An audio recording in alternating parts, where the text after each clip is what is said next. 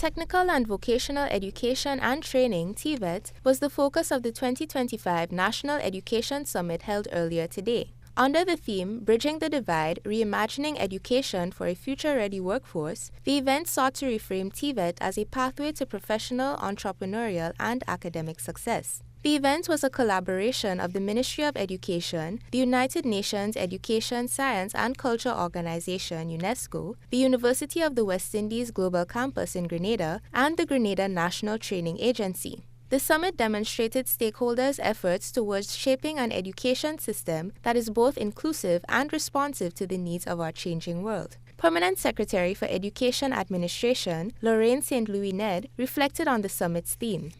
The theme of this summit, Bridging the Divide, Reimagining Education for a Future-Ready Workforce, reminds us that the goal is not to pit TVET against academic education, but to weave them together into a unified system that recognizes multiple pathways to success.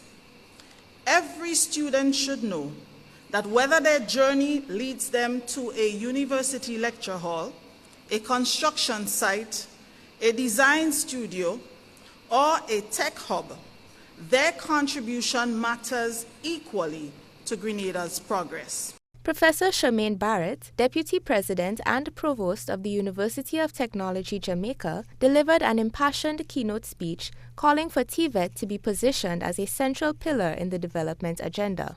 We must establish robust, visionary TVET policies. We need comprehensive, forward-looking TVET policies that reflect a deep governmental commitment to human capital development. These policies must go beyond rhetoric, clearly articulating the role of TVET in national development and embedding it within broader economic, social, and educational strategies. And here I'd like to congratulate Grenada on having established its TVET policy. The event elevated technical and vocational education and training as an avenue toward personal and professional fulfillment, as well as national transformation. Dr. Kimoy Edwards, Chief Executive Officer of the Grenada National Training Agency, offered this contemplation. The future belongs to nations that value both the head and the hand, the scholar and the craftsman, the engineer and the artisan. By bridging the gap, we are not simply reforming systems, but we are shaping the workforce that will drive Grenada's transformation. Reporting for GBN News, I am trainee reporter Deidre C.